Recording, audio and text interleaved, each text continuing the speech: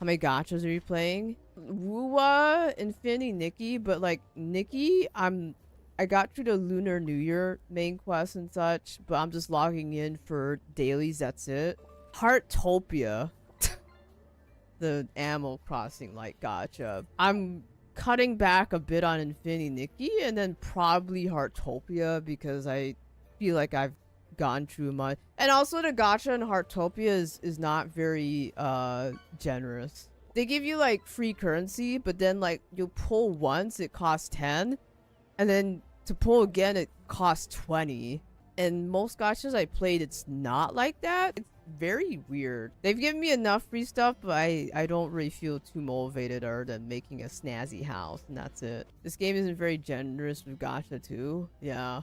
I think with any release, it's like, it's always hype. I think it takes time to really flesh it out. I think I get the sense with Wuwa, things are more taken off because now they have several characters in the game.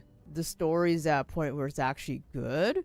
But this game just launched, and so I feel like anytime it's like, oh, anytime there's a new gacha, give it a year or so.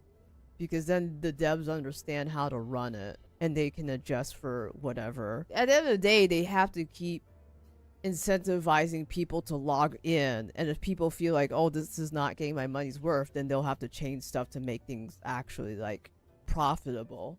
And then also Duet Night Abyss, like, I tried to grind like off stream this weekend a bit. I grind for like an hour or two.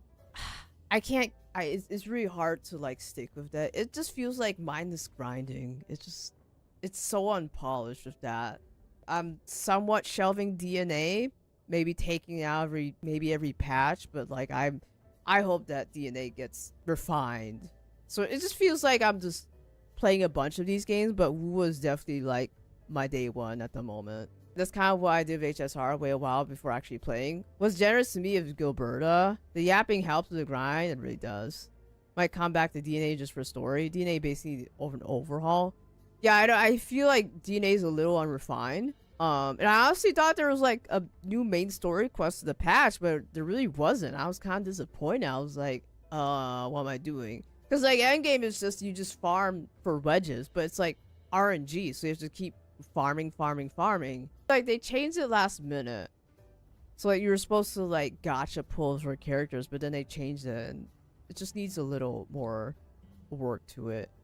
But if they put in a work and it's fine, then like I think I'll stick with it because I do like the premise. It's not even fun farming. It's like I don't enjoy it. I feel like I enjoy Wua farming more because it's like open world. DNA farming is just odd. I don't know, but we'll see. I will say for this game, I definitely like how the characters' designs aren't too revealing in clothing. That's my only gripe with like Wuwa. The character designs are odd. I don't play for characters, I play for utility. I don't really care about boobs in game. I mean, some people do. It's kind of refreshing to see characters that are like covered up. That's just my perspective though. Might stick with Enfield until Silver Palace comes out. Oh yeah, that new game. But isn't that still in development? Play for feet? No. There was a beta testing not too long ago and less than a year out. Ooh. I feel like there's a bunch of gachas that are just gonna be released this year, but I can't keep track. Ananda? Yeah, the GTA one. Apparently it's gonna be like 100 gigabytes too. Beta testing for that is out too. Might come out this year. Ooh. Because I feel like the past few months, I've just tried a bunch of these stuff. Like, I've tried Where Winds Meet, but it just didn't really draw me in. But that was like a new game too. So I might pick it up again in the future. Who knows? A lot of free-to-plays, but it's just, there's so many out there. I feel like mentally, I can only stick to one or two at a time. I've just been rotating Wuwa. Infinity Nikki for like cozy fashion. I just pull for fashion. I don't really care about story. But that's it. Like, quite a bit out there. Again, Nanta and Neverness to Everness. I've seen the Neverness to Everness. I don't even know what's going on in that game. I think we're at the point where like gachas are getting very saturated. Genshin kind of started this off, but now it feels like everyone's just copy pasting the same thing. I don't really feel like any of them are really pushing the envelope very much. Everyone has daily logins, battle pass, limited banners, whatnot, maybe one or two things that makes it unique-ish. It's getting oversaturated, I think. Be interesting to see how it plays out. Pretty soon we'll have more gachas and COD games. Yeah.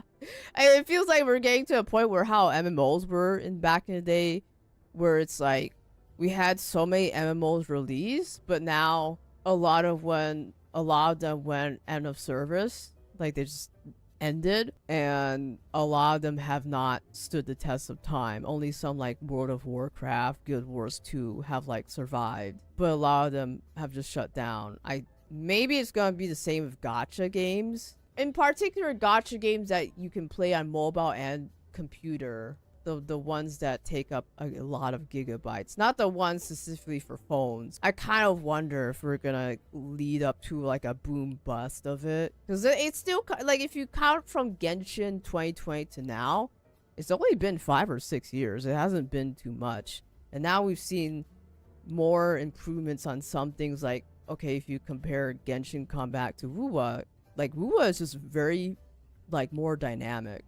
There's just little improvement each game does.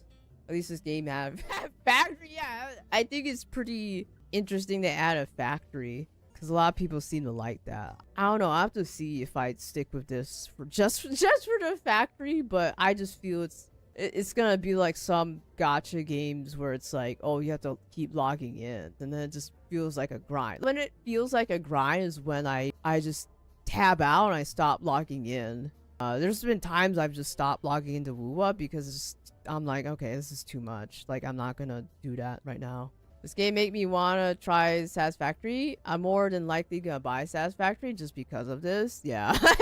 Somehow, I wouldn't be surprised if it boosted Satisfactory and other factory kind of games. Satisfactory and Factorial are the only two I know. I don't know if there's others. I tried the Factorial demo like long time ago on stream. I just got super frustrated because their demo is not the gameplay. They kind of like condense the gameplay in like a 2-hour demo, but I just got so frustrated. Push me and then just I can get my set. Okay. Benny Benassi. I remember that song.